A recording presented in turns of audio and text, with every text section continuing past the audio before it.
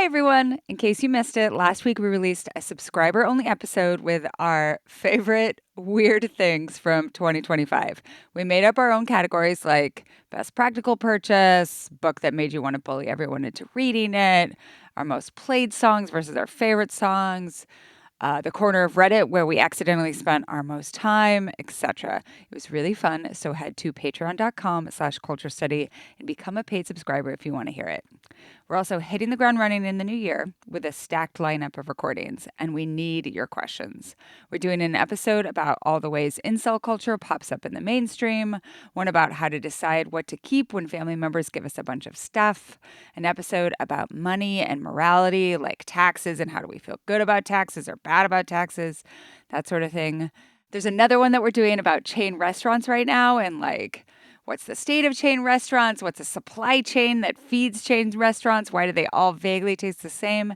And then one on the culture of Puerto Rico. To submit a question for any of these episodes, head to tinyurl.com/culturestudypod. And finally, Melody and I wanted to wish you all a happy new year. Today's episode is very much in line with the kinds of resolutions I hear from readers and listeners, so I hope you enjoy it.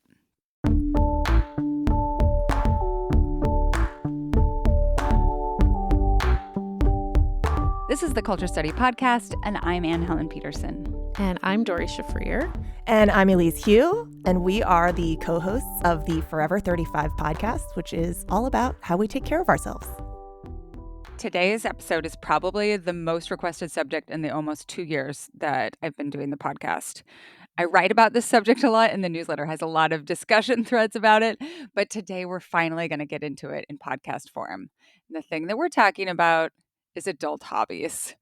And we have a ton of great questions from listeners, and we're going to get into specific advice about hobbies because a lot of people want suggestions on hobbies or about how to handle their hobbies. That's going to be in the last part of the show in the Ask Anne Anything segment. So if you're not a paid subscriber and you want to be part of that conversation, you definitely want to sign up at patreon.com/culturestudy. But to kick things off, we're recording this a couple days after a big hobby-related event in Doree's life. So Doree, tell us all about it. I can't wait. Oh my gosh. Okay, so hi everyone. One of my tennis teams recently went to the USTA League National Championship, where 17 teams at your level from the different sections throughout the country compete for the national championship. And we went representing SoCal. And this is a hobby of mine. This is like my main hobby. This is something that I started doing very casually during COVID because I was going stir crazy and decided to take tennis lessons. I'd taken some lessons as a kid, but I never played competitively. It was not like my sport that I was getting back into. I was just that's like, what I think people assume that you were like maybe a tennis star in high school or no, something like that. I swam in high school. I was a swimmer. I didn't play tennis. I couldn't even serve. Like I'd never played a match in my life. Yeah.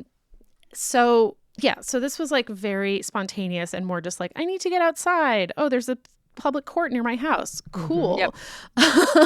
And then, fast forward 3 years later, and here I am at the league national championships with my team. So So we're going to get so much more into that as we go through this episode.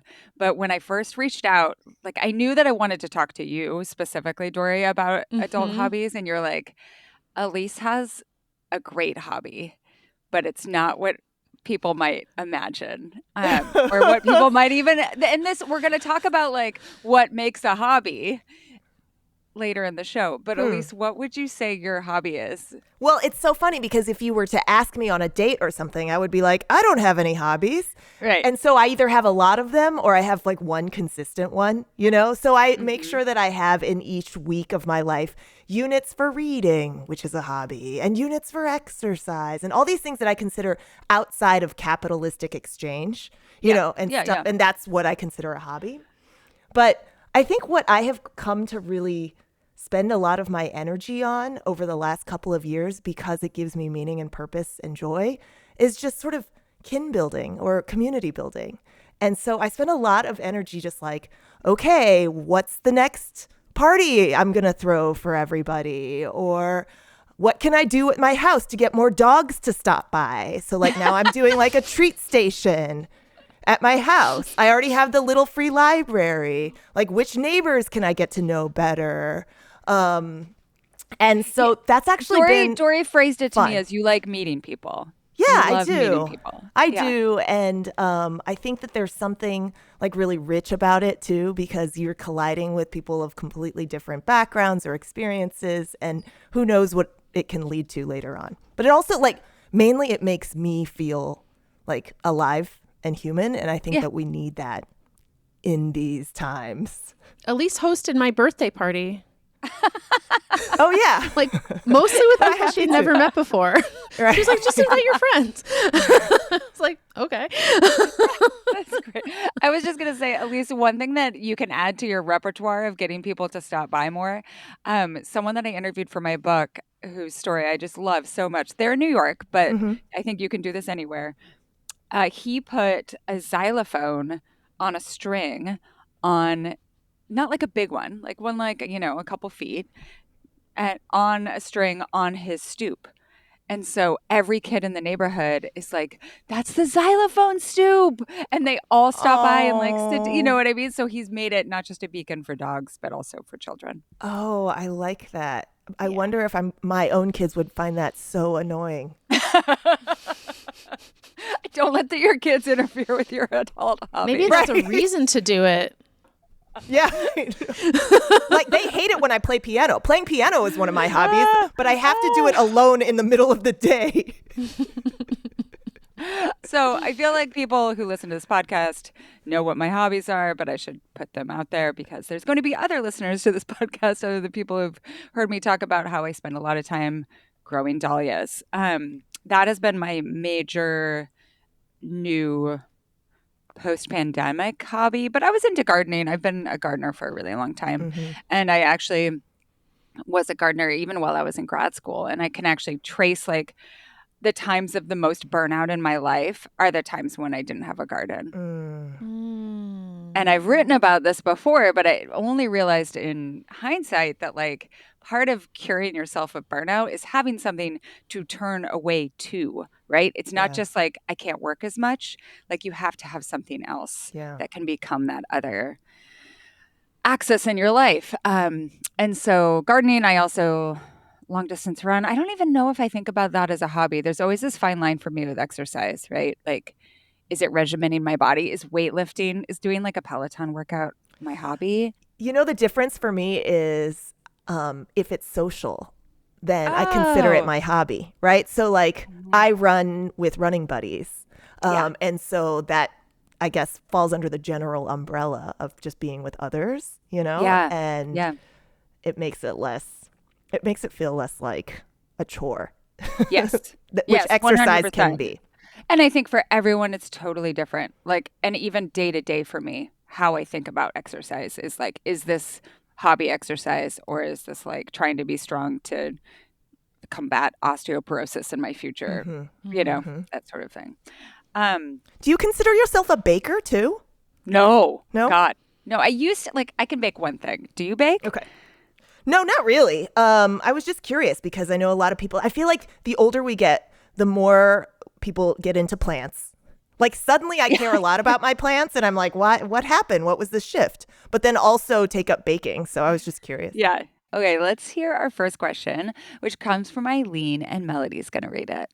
I'd love to hear about parents with multiple school-age kids who are involved in competitive activities, high-level sports, or building strong college applications.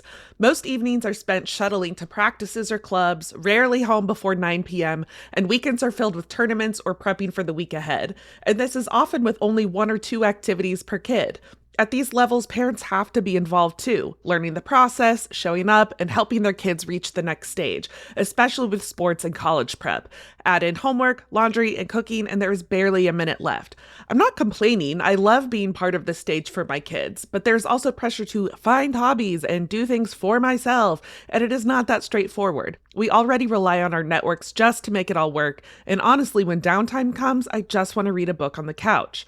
The kids' activities can start to feel like our hobbies because the friendships, time with other parents, and all the involvement is such a big part of life. Honestly, is it so wrong if that is really my hobby right now? I would love to hear how other parents in this stage think about it and what balance looks like for them. I have the same questions. Well, my first comment to Eileen is that right now her hobby is intensive parenting. And I'm not saying that in a derogatory way, just to be clear from the top. But like there are a couple things in the question that really point to the fact that like this is a level of involvement in kids' hobbies that didn't used to be standard. My mom certainly was not involved in any of my high school hobbies or really in my college prep. Like that was not something that she was intimately involved in or she did not facilitate it. She did not come and watch every time that I cheerleaded, for example. But that's okay, right? Like I think that's the thing is she feels like there's a pressure to be involved in intensive parenting, but also like cultivate a rich life of the personal mind and all of these other components of her life. And I don't think you have to feel pressure about that, but it's okay to acknowledge that maybe this is your hobby for this season of life. What do you guys I think? was going to say, I feel like we have to acknowledge that there's going to be seasons of life. Like I would not have been able to take up tennis when I was doing IVF. Yeah. Or had a newborn. It just, my life was not in a place where that was going to be able to happen. And for this listener too, like you're not always going to be the parent of 3 kids playing competitive sports. Like your kids will not always be in that phase and you will probably end up having more time. I also think like, my hobby has become sort of all-consuming, but a hobby doesn't have to be all-consuming. Yeah. Really good point. Like, if you can do needlepoint once a month, and that can be your hobby. I mean, I don't think it has to be something that you're doing all the time. Yeah. Elise, what do you think? I like that. I have a lot of thoughts about being a sport parent. Because I have 2 kids who are now playing club sports or like travel ball, and the youngest and is you have 3 8 kids, years old, and I have 3 kids total. The middle one is a dancer and does a bunch of company dance. And I feel as though there's kind of this arms race with the parents too. Like not only do you need to show up at the game, there's also, I would say, a comfortable majority of the parents that sit through entire practices. So they will practice volleyball 2 hours for 3 times a week for 2 hours. And they have parents that just sit there on the sidelines and give over their time to volleyball practice. So not even the games or scrimmages. And so I guess 2 things. One is totally echoing what the 2 of y'all are saying, and that, our hobbies don't need to be all consuming. They should be a return to ourselves in a way. Obviously, like if you're feeling like your pursuits have gotten too ego-driven or competitive, that hobbies are a way to be really soul-driven. And I like that as a heuristic. And then secondly, you can also evaluate how much you are spending on the sidelines of things too. So I'm not saying that this caller is necessarily sitting through every single practice, but there are many parents that I have observed that are doing that, and I choose not to. But it just does seem like there's a social pressure to be involved at a level, like at the maximal level. Right. No, and I will say that like there were a lot of other cheerleaders whose parents would come and watch every single game. And there was part of me that was like, why isn't my mom coming to watch? And then I like in hindsight, I'm like, first of all, I wouldn't have wanted her there. It was embarrassing to have my mom like surveilling me, right? For me personally. But then also she had a lot of other things to do, and that's okay. Yeah. She showed up, and anytime that I said it was important, she was always there. And I think that's an important gauge. Yeah. But yeah, I do think sometimes we get like so wrapped up in the feeling that like there is no other option. Right. Like, everyone else is doing it. Right. This is the only way to be a sports parent. And sometimes there are slightly different options. But Doree, I also just want to point out that there are things you can do whilst sitting on the sidelines. Yeah, totally. Yes. Especially if you are going to practices, which do not require constant engagement, in my personal opinion. You know, we all, as I mentioned before, I was a swimmer as a kid and in high school, and my brother and sister also swam. And swim meets are very long and very boring. And my mom was knitting the whole time. Yes. She was just sitting there knitting. Okay, so our comments are there are ways to fit in hobbies if you want, but I think Eileen is looking for If you want. permission structure to not have hobbies right now, and we are on board. Oh with yeah, that. that's fine too. Yeah. Yeah. Wait, can I point something out? Yeah. Eileen mentions a hobby in this question. What? Reading is a hobby. Oh yeah. She reads every day. Yeah, Yeah, that's more than a if lot you of people do. If you have downtime and quote unquote all you want to do is read, that is a hobby. Yeah. You're Totally. doing it. No, and I actually have encountered this a lot in the culture study comments talking about hobbies. One person will always pipe up and be like, reading is my hobby. And then many other people will be like, I never thought about how reading could be a hobby. And I think that's because it's become so, I don't like, there's just lots of different balances of why you read, who reads, that sort of thing. And it's like, if you're only, it can only be your hobby if you like only read it like in genre, right? Like if you're like a sci-fi reader, that can be a hobby. But if you're just reading, then that's That not doesn't count? as hobby coded. I don't know. This is just how people think of themselves. Like they need to have a framework that understands that reading is a hobby.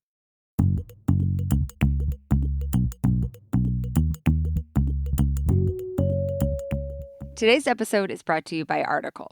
So I have these they're not captain's chairs. They're like chairs that you sit in, like really comfortable chairs that like go with a couch. Do you know what I mean? Do you know what I'm talking about, Melody? An armchair?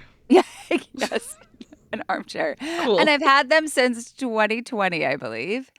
First of all, they get a workout because they are also our dog's favorite chairs to cuddle in. And we specifically got a fabric that would endure dogs, and it has. But the other great thing is the other day I was eating chocolate chips in one of the chairs and one slipped down and I accidentally sat on the chocolate chip and it melted. Not great, right? Not great in any capacity. Very funny.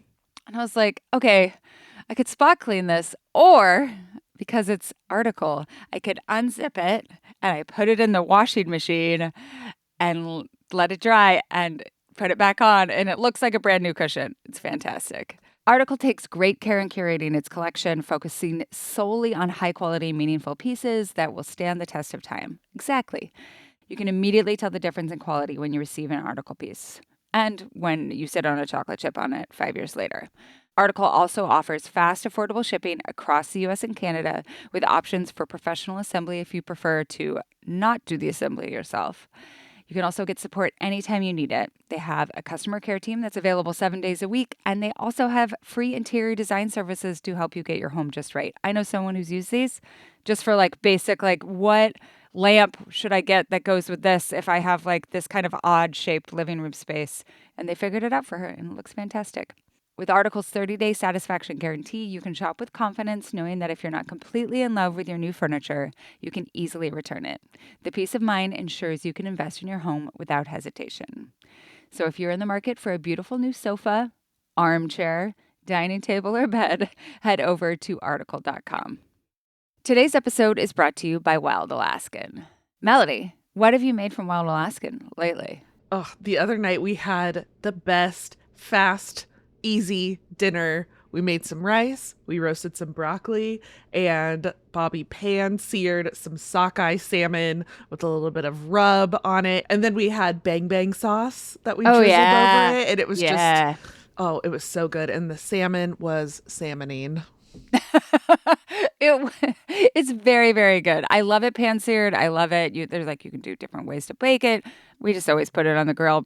Wild Alaskan Company is the best way to get wild-caught, perfectly portioned, nutrient-dense seafood delivered directly to your door. Melanie and I both love it because it comes in this beautiful box. It's frozen, and then it comes in these perfectly portioned packets. And so whether you're single, you have 2 people that you're cooking for, you have 4 people that you're cooking for, it's very easy to take exactly the amount of fish that you want to defrost and to cook it. Wild Alaskan Company is also 100% wild caught, never farmed. This means there's no antibiotics, GMOs, or additives, just clean, real fish that support healthy oceans and fishing communities. It's also nutrient rich and full of flavor. Wild Alaskan fish is frozen off the boat to lock in taste, texture, and nutrients like omega 3s. It's wild caught from Alaska, and every order supports sustainable harvesting practices. And your membership delivers flexible shipments, expert tips, and truly feel good seafood. Not all fish are the same, so you should get seafood you can trust. Go to wildalaskan.com/culture for $35 off your first box of premium wild-caught seafood. That's wildalaskan.com/culture for $35 off your first order. Thanks to Wild Alaskan Company for sponsoring this episode.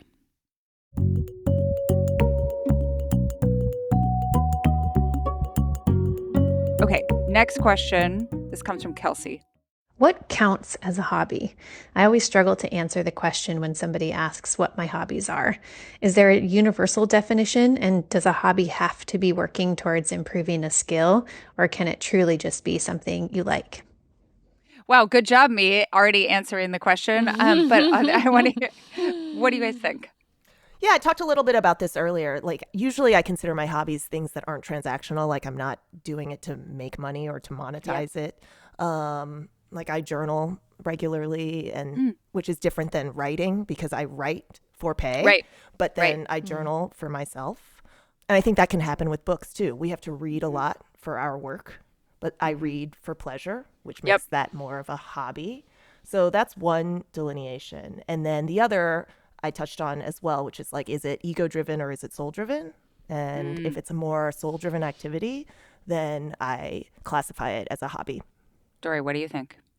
I think that this is touched on a little bit in another question as well, where someone was asking about why she always feels the need to monetize her hobbies, that we've become conditioned to feeling like hobbies must be quote unquote productive. And I think that's a trap. You don't always have to be improving. I mean, when I first started playing tennis, I was like, I'm not going to play matches. Like, I'm just doing this for fun. Like, and then I kind of realized that it becomes more fun the better you get at tennis. Yep. And so the way to get better at tennis was to start playing matches. And so that just sort of, and then I was like, oh, I actually really enjoy this. But, my husband plays guitar. That's his hobby. He's not in a band. He doesn't perform. He just plays for his own enjoyment. And to me, that sort of feels like the definition of a hobby is just doing something that you're not making money from, that you get pleasure out of. Yeah. No, and I think like we're going to talk more about this monetization move later. Like the idea too that sometimes a hobby has to be something that you could like document, that has to be Instagrammable almost, right? And I think that's part of what we were talking about earlier about people saying like it's hard to conceive of reading as a hobby because besides like Instagramming your like mise en scène of your book and like your coffee or whatever, there's not a lot of like, or even just like putting the books that you've read on Instagram, which Melody does this and I love it. And to me, that like emphasizes to me, oh, one of Melody's hobbies is reading, but you don't have to put it on Instagram for it to be your hobby. Right. I was thinking, Elise, while you were talking about someone earlier this month writing out their morning routine, and what it included is writing her morning pages, which is her journaling, and she throws them away when she's done with them. Oh, I love the ephemera of that. Yes. Yeah. That's cool. I love the notion that every moment is a cherry blossom. It's gone. Yeah. Yeah. And you don't, because other people, I think sometimes if they're journaling, they're like, oh, I don't want to ever look at this again. Or I do want to look at it, but like, where do I keep these? Like just all of that weight of collection. And sometimes you can just do it and throw it away. Yeah. Doree, when you started getting more like in the competitive aspect, was there any part of you that was like, be careful, like don't get too sucked into this, or like make sure you still have fun, that part? No. Good. No, I'm glad, because for me, I'm so scared of like trying to optimize my hobby that I think put the brakes on too hard, if that makes sense. So it's funny because I drove to nationals and back with 3 of my teammates, like we carpooled. And on the way back, we were like, we were reflecting, oh, our team this season, we're probably going to make it to sectionals. And like, we're really good. And one of my teammates was like, I'm tired of all the winning. And I was like, you know what? I feel that too sometimes. Like it does create this sort of pressure and like now we're sort of known as a team that like wins a lot. Yeah. And, what happens when we lose? And I'm the captain of the team, which is something that I also get a lot of enjoyment out of. It like really suits my personality. Yes. But there's also pressure to it. And I'm captain of multiple teams this season. And I was like, okay, next season, I'm just going to captain one team. Like this is the logistics of it became too much. And I was starting to lose some of the enjoyment I was getting out of it. And I think that was me sort of pumping the brakes and realizing, okay, I do really love this, but I've kind of like taken it to a level that it did not need to be taken to. And I need to sort of like dial it back. And, I love all the aspects of being a captain and like thinking about the lineups and analyzing other teams. And like that really, that like scratches a real itch for me. But I also love playing, and I want to be able to play and not always have to be thinking about like the strategy, the team strategy aspect of it. So I think that's sort of how that has manifested for me. To your question. Yeah, gosh, that's so real. I mean, for me with the dahlias, I love like the collection part of it, which is how people get addicted to it, is there's just so many that you feel like you can always get more. And there's so many beautiful different varietals. And so like when a new one is bred, which like this is kind of nerdy, but the way that the genes and dahlias are, they can create basically infinite combinations when you breed them.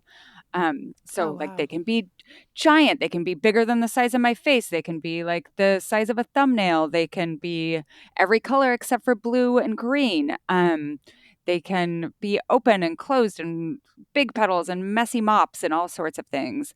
And so there's that like the categorization component of like being a kid and wanting to sort things, right? Like that is incredibly pleasurable to me. And then I just love also like the anticipation of you plant them and then they sprout and then you just have to check on them all the time. Yes. That's like my hermit crab. Yes. There's always something to see. And that thing that I'm seeing is never a judgment of like my worth, right?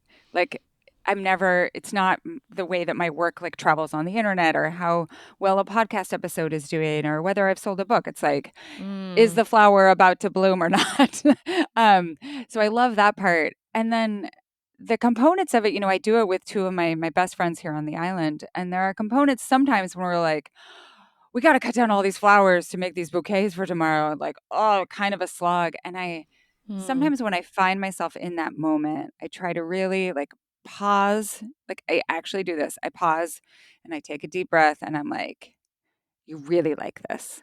Find the thing that you remember that you really like about doing this. Because sometimes you got to do the thing that's like sucky. Like right now we're digging all the tubers and it fucking sucks. But it's part of the seasonality of it. My parents are both gardeners and have green thumbs. And my mom was reflecting last time she was over because she helps take care of my lawn because I love that. I'm not good at it. So she'll come over and be like, oh my God, when was the last time you watered this? What about fertilizer? And so I'm just like, I don't know. I do it by feel. And she was amazing. Like, the beautiful thing about nature is that it speaks to you, and it works in its own time and you can't rush it. And just spending time outside is so valuable for that. Just that we cannot impose our will. On those flowers. No, for sure. And stuff dies all the time. And you just have to get okay with that, which is a great lesson for me personally. Like there's no perfectionism in gardening. Okay, we're going to hear 3 questions back to back. They all are kind of in the same line, but we'll be able to take them in many different directions. This first one is from Sarah. With my kids now in high school, I'm ever closer to having time to be able to resume and perhaps even find new hobbies. And I'm so excited. And yet, in these mothering years, I think I've forgotten how to do this. Any recommendations on how to reconnect to a sense of exploration and discovery, not just attitudinally, but operationally? Great question. Next question comes from Rachel. I'm looking for hobbies that don't involve money. I'm already the captain of team walking around and exploring random neighborhoods, which I think is fun, but so many other things end up having a financial commitment. Any thoughts? And then this is from Sarima, and Melody's going to read it. I've been trying to find hobbies, and I'm especially into crafts and gardening, but I find it hard to find something that really hooks me, and I don't want to turn into a business. Any advice on how to find a good hobby and stay on track? Okay, let's start with the finding hobbies question. What recommendations do you have for someone who's trying to just figure out what they like? Operationally. Okay, so this is practical. Yeah. So in our neighborhoods, I know that there are rec centers and, like community centers that put out those booklets, you know? Yes. And they're still in print. They're like in newsprint, and they have classes of all kinds. And it can be self-defense, it can be pottery, it can be Korean, or Spanish. Yeah. It comes in the mail. Yeah. Pickleball. I feel like that's a first place to peruse. And those are very affordable. They tend to be like 6 weeks or 8 weeks long. And they're an opportunity to like be introduced to some potential hobbies that you wouldn't have otherwise thought of. That's one thing. That's one place my mind goes in terms of just like searching for things. Also a great way to like make some intergenerational connections, which I think is like one of the best things about hobbies personally. Doree, what are your thoughts? Well, just quickly to the intergenerational point, my tennis teams have people in their 20s and people in their 60s. Like we have grandmothers, we have, single people without kids. Like it's racially diverse, ethnically diverse. We have queer players, we have straight, like it's a real cross section of people that even in Los Angeles, which is a very diverse place, I would not have met these people. Like because I have a 6-year-old, most of the new people I meet now are moms. And there are moms on the team, but there's also a lot of people who are not moms. So I think that's one of the really cool things about doing social hobbies, along the lines of like what Elise was saying before. And then in terms of finding hobbies, I think just be open-minded. Like if someone invites you to do something that you've never done before, say yes to it. If you see something that seems interesting, check it out. Just try a bunch of things. I will say though, and I think someone sort of asked about this as well. I do see some of my friends who are trying out hobbies, and before they even really get into them, they're buying a ton of shit. Yeah. And I think there's like real sort of like acquisition creep when it comes to hobbies. I don't have that personality, but my husband does. And so one of his other hobbies is golf. And back when he was working and had more money, like he was buying so much golf stuff all the time. Like clubs and towels and head covers and like just so much stuff. And meanwhile, it's endless. And meanwhile, I've been using the same tennis racket for like 3 years. Like I just don't care. I'm not. What about outfits, Doree? What about outfits? I found like some very specific types of clothing that I like to wear, and I have those, and that's like kind of it. I did an interview with the strategist a few months ago where I described my tennis style as beekeeper because I like to be like fully covered up. This is true. So I can attest to this. Unfortunately, there's just not that much like cute tennis wear that is also very sun protective. So that aspect is also like not really a thing for me. I'm someone who would rather spend money on like a clinic or a lesson than buying more stuff. But I have seen this happen with friends who are like, I'm getting into X, and like they turn around and they've spent like hundreds of dollars on equipment or whatever. And then, a month later, they're like, oh, yeah, I'm not that into that anymore. So I would say if you have these tendencies, just like try to be mindful of it and for most hobbies, you don't need to go all in right away and No. buy like all the stuff. No, So, I see this all the time actually in the dahlia groups where someone like grows one dahlia and then the next year they grow 80. And to be fair, I went from like 12 to like 300, but I was working with another person. But I feel like this is like this is a really younger Gen X millennial habit of like, here's a thing I want to do.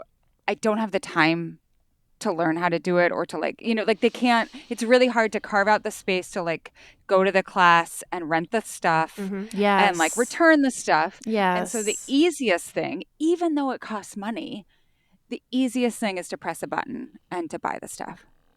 I think that's Right? such a good point. Yeah. And then you feel bad. It makes you feel shame.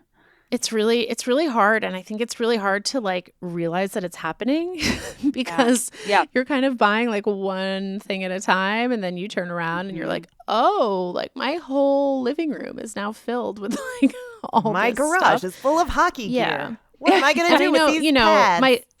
And my husband also has ADHD and is, gets hyper fixated on stuff. And so I think that is also just like, it's just like something to be aware of. If you're like, I'm going to get into knitting and you turn around and you're ordering, $100 skeins of yarn and it's just like, what is happening? So when I say like try out a bunch of things, I think just like you can dabble without going all in right away. Well, and I'm glad that you brought up the ADHD component because this is something I see a lot from readers is either people who have come to terms with it and been like, I'm a dabbler and I love it and I feel no shame about it. And I go from thing to thing. I try not to buy as much, but like I like being really into something for 1 month and then not being into that thing anymore. But just like see it in yourself. And know that like you can put up some guardrails around it. Like I should take that class and borrow some stuff. And the other thing is that hobbyists love to share stuff. Yes. Right? Yes. They do. Like they want to share information. They want someone to just like talk about it with all the time. Yeah. And they like, oh yeah, I have an extra tennis racket or like I have an extra hori if you want to garden with me, like come over. Let's do it. If you want to get into something and you see someone in your life who does it, chances are so high that they want to talk to you about it and show you how to do it, but have been like, have tried to like dampen their light so that they're not annoying other people about talking about that thing all the time. So we talked about dabbling. What about free hobbies? A lot of free hobbies you can kind of just pick up and do for yourselves, right? Like if cooking is a hobby, I mean, I guess you have to this is not completely free of shopping a little bit, but there's things that, you don't have to take a class for or attend a group for. Where does your mind go on this one? Well, I was just thinking this person who said like they love exploring new neighborhoods. That sounds like someone who is like super curious about like finding new things. Like there are probably like city tours, or if you go to the historical society, they're constantly doing walking tours of different places, like, and you're going to meet weirdos there who are your same strain of weirdo, like, and are going to like that sort of thing. The historical society just generally is a trove of amazing hobbyists. The Audubon, they do free tours, or free hikes, especially for birders, but like not necessarily. You don't have to be a birder to go on any of the free Audubon walks. Yeah. Exactly. Like anything that's observational, I think is a great way to get started. And then you can get like further down that route in terms of like, oh, I want to learn a lot more about it. I'm going to check out this book from the library. Or like if you have like a quilter's guild or a crafter's guild, they often have stuff that you can rent, right? Or you can come into them and use it. Like Melody, didn't you just go in and use like the big arm quilting thing? Tell me about that. Yeah, I did operator training for the long arm quilting machine at this place in Kansas City. And so now I can finish my own quilts and But I mean, I still have to pay money to rent the machine. Right. But also don't ask me how much money I've spent on this new quilting hobby. But it's sustainable. You're going to quilt for the rest of your life, Melody. Yeah. Yeah. I also just want to encourage people to look into what their city recreation parks and rec departments offer. Yep. I know, in LA, there's a ton of classes that are really inexpensive that you can take and try things out, whether it's like sports or knitting or various other things. Yeah. And if you're a senior, there's even more stuff, and a lot of it is free. But yeah, I think that is one avenue to explore. The other, you were talking about craft guilds, but I know at least in LA, the public library has a lot of like tools and other things you can check out that are often very expensive. I saw someone post on TikTok that they let you at the LA Public Library, you can print out on their like very high quality printer. They allow you to print out a poster size print, one a week. You can do that for free. Wow. So like there's all this sort of weird stuff that you can just kind of like look into, and a lot of it is very low cost or free. Mm-hmm. Yeah. Also, if again, bringing up if someone in your life is really into a hobby, like they have gear, they have stuff that they would love to like let you also use.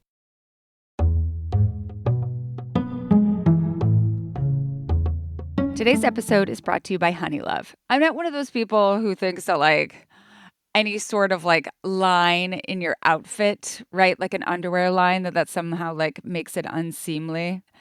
But I do have this annoyance, and that's when I can see the shape of my bra through my sweater. Is that weird? Not weird.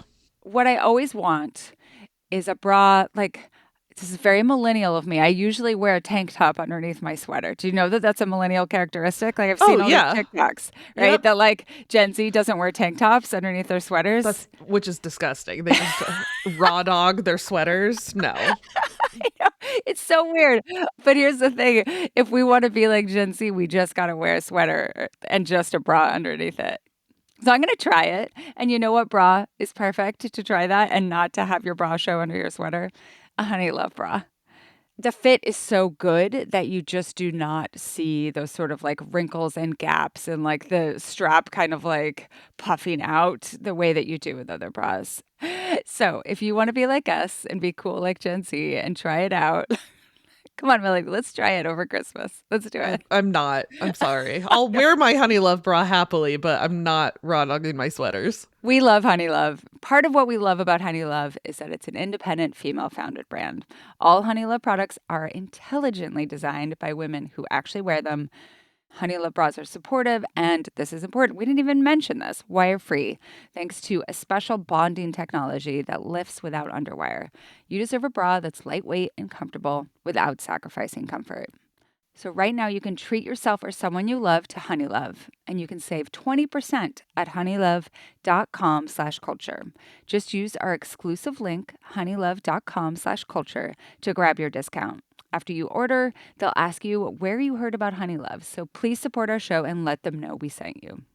Today's episode is brought to you by Lola. Okay, so before we started recording these, I said to Melody, oh, I'm freezing. I got to get my best blanket, which is the Lola blanket. I'm actually wrapped in it right now as I'm recording. And Melody says, I was snuggled under my Lola blanket this morning, as I am every morning. Polly ate her breakfast. Polly is my dog. Polly hopped up into my lap to snuggle and promptly threw up all over my Lola blanket. I have not washed mine yet, but Anne has washed hers several times. Yes. And she assures me it's going to be fine. Mine is in the washer right now. Is it going to be fine? It's going to be totally fine. I was very nervous because I have had other soft blankies that are only soft up until the first time that you wash them. That's what I was so scared of. Like the second time it comes out and you're like, this is crap blanket. It's all like pilled and rough. Yeah, and, totally. Yeah, it turns into like the bad fleece blanket that becomes like your dog's blanket in the bottom of their kennel or something, right? But no, I've had to wash mine several times because it is also my dog's favorite blanket to lie on. So I need to launder it, and every single time it has come out feeling exactly the same. It's so soft. I love it. Lola is the world's #1 blanket. We agree. Crafted with ultra soft, luxury vegan faux fur and a signature 4-way stretch that sets it apart. It's machine washable, double hemmed for durability, and stays flawless. No pilling, even with washing, and no shedding, even with repeated washes. Lola is also a really perfect gift. Like, it's the sort of thing, I don't know. You know how like there are fancy people in your life and you never know what to get them because like a lot of fancy things are so personal. Like even like a candle scent or I don't know, there's just so many things that like you want to get them something fancy, but you don't want to get them the wrong fancy thing. Right. A Lola blanket, like all of the colors are beautiful. There's no ugly colors. Give the gift of softness this holiday season. This episode comes out after Christmas, but you can still give someone a Lola blanket and make them feel awesome. For a limited time, our listeners are getting a huge 40% off their entire order at lolablankets.com by using code CULTURE at checkout. Just head to lolablankets.com and use code CULTURE for 40% off. After you purchase, they will ask you where you heard about them. Please support our show and are fangirling about these blankets and tell them that we sent you.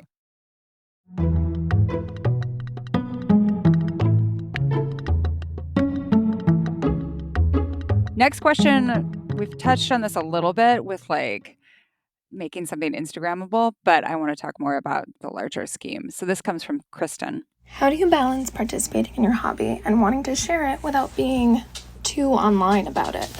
I wish my Instagram was purely friends, joys, and hobbies, along with accounts related to my own that I found, because I love seeing other folks' hobby.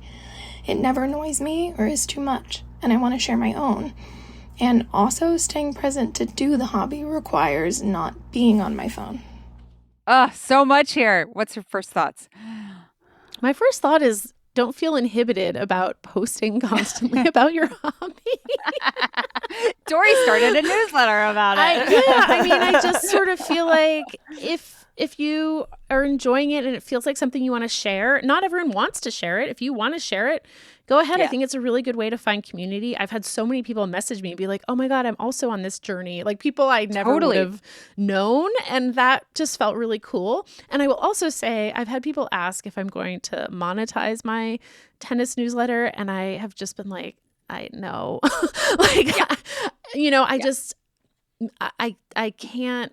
That sort of feels like taking it to a place that I don't know. And maybe a few years down the road, I will be like, yes, I will do this. But right now that just feels like adding a layer of stress to it that will ultimately not be worth it. And really, I think intersects with a lot of the conversations we're having about that need to monetize. I mean, before like BuzzFeed, where Doree and I used to work together, before BuzzFeed started falling apart, I really resisted monetizing my newsletter because it was a place where I felt like I could write if I felt like it and I didn't have to, right? It was a place where I could write without obligation. And I eventually had to find like a different place where I could have a full-time job and had to monetize it. But for years, I resisted that pull precisely because it changed the character of my relationship to it, if that makes sense. I love the point about being a beacon. Like if you want to post about it, post about it. People can not watch your stories as much and then like they won't show up for them. Whatever. Who cares? Totally. And if a few people decide to mute you because of that, then like, okay. Right. Like that aspect of the question, I just sort of feel like post as much as you want about it. The aspect of like feeling like you're not present because you're always on your phone, I get that too. You know, it's interesting. There's like a few women in LA who aren't on my team, but I know them just through like the league here. And they're very active on social media, especially Instagram, about tennis. They post, you know, every time they play, they post their outfits. And I think they do it because that brings them joy. You know, they really do enjoy posting about it constantly. And to me, I don't know. I'm not like always taking pictures of our practices or our matches. Like I posted a little bit from nationals, but not like a ton. It's just like, for me, that's that's just not why I'm like playing tennis. Yeah. But for other, and I post about it sometimes, obviously, but like it's not all the time. But for some people it is, and that's okay. And I actually enjoy looking at their content. Like, I like looking at their tennis content. I'm like, oh, this is cool. Oh, I'm glad you won your match. Like, I'm just like, okay, this is fun, but like not what I'm doing. And I do think they are a little bit more on their phones. Like I've played matches against them and I've noticed immediately after they're like gathering the team for the team photo and like one of them has a tripod and like it's very like, okay, this is what we're doing. And, and that's just not my vibe, but it can be other people's. I feel like it offers us some time for self-reflection too on how we want our relationship to presentation, self-presentation, like all those things. It's just like an interesting reflection, the same way that posting your kids on Instagram is, right? Or posting pictures of you and your partner or whatever. I feel like I've reached an age where, like, as you said, Doree, I can see someone living their life and posting in a way that makes them happy.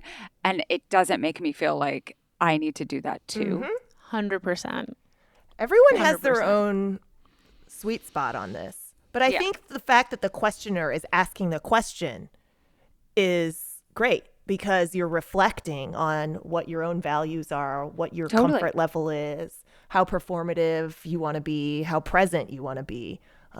Those are all valuable questions to ask. Yeah. I will say I created a second account on Instagram for the Dahlias because, first of all, it's like a company now. We're self-incorporated that involves two other people. So like it needed to also involve these other people. And it's also like a business. Our goal is to make enough money so that we can go on vacation together. I love that. So cool. But I know it's not like none of us we all have other jobs. Like it's not, this is not our money-making scheme. But sometimes people say to me, I wish that you would post the Dahlias more in the main field. I don't like it when people bifurcate that part of like their lives into like another. I don't want to have to like follow 5 different accounts just to like, I don't want, you know what I mean? And that made me think for a little bit. I was like, I will post more Dahlia content to the main feed. I thought I was annoying people, but like you said, they can just now watch that. That's fine. Yeah, you're an integrated human. Live your life. It's great. So we're going to keep this conversation going for Ask Ann Anything with some questions seeking specific advice about hobbies. This part of the show is just for paid subscribers. So if you want our thoughts on sticking with a new hobby, how to deal with all the stuff you accumulate during hobbies, or how to stop feeling guilty about taking time away from a hobby, head over to patreon.com/culturestudy and sign up today. For us to wrap up, what is your favorite kind of delight, like little moment of one of your hobbies that like keeps you coming back to it? It's the same thing that I want on my tombstone, which is all her friends became friends. Yeah, that's really good. Yeah. Doree, what about you? I think it is like realizing that I've gotten better. You know, like there's no real goal. But my original thought of like, oh, this would actually be more fun if I were just like a little bit better. And then being like, oh, I got a little better. Yeah. Like, that's really satisfying. Yeah. Like totally.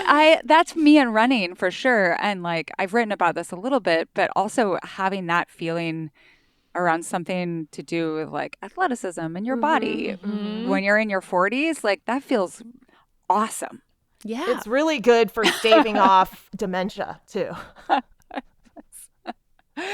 like I was never an athlete. Like I never thought of myself as an athlete, and like to have something that like that component in your life is really awesome. Yeah, totally. Sometimes when I wake up in the middle of the night and I can't fall asleep, like the way that I self-soothe myself back is I think about like my favorite dahlia, just like a row of them. Like I just think about the bloom. And that's so cheesy, but like there's something I'm like, okay, my mind is fixating on something that feels like purely calming to me. that is very away from my work. And that allows me to like escape from those intrusive thoughts, which are usually like about work stuff for a moment. So that's one of my favorite things. That's falling asleep to the image of my favorite dog. You have a visualization. Yeah. Thank you so much for joining me. If people want to find more from Forever 35, where can they find you on the internet? You can find us everywhere you listen to podcasts and on our website at forever35podcast.com. And wait, Doree, I would be remiss if we didn't also mention your tennis Substack because it's been an opportunity. Yeah. My tennis Substack is courtdate.substack.com. It is published, intermittently when the mood strikes me, but a great hobby newsletter. Right. A great hobby newsletter. Exactly. You're going to get it when you get it. Check that out.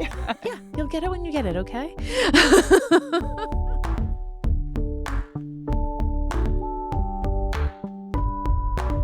Thanks for listening to the Culture Study Podcast. Be sure to subscribe wherever you get your podcasts because we have so many great episodes in the works, and I promise you don't want to miss any of them. If you want to suggest a topic, ask a question about the culture that surrounds you, or submit a question for our subscriber-only advice time segment, go to our Google form at tinyurl.com/culturestudypod or check the show notes for a link. And if you want to support the show and get bonus content, head to patreon.com/culturestudy. It's $5 a month or $50 a year, and you'll get ad-free episodes, an exclusive advice time segment, and weekly discussion threads for each episode. The Culture Study Podcast is produced by me, Anne Helen Peterson, and Melody Rowell. Our music is by Poddington Bear. You can find me on Instagram at Anne Helen Peterson, Melody at Melodious47, and the show at Culture Study Pod.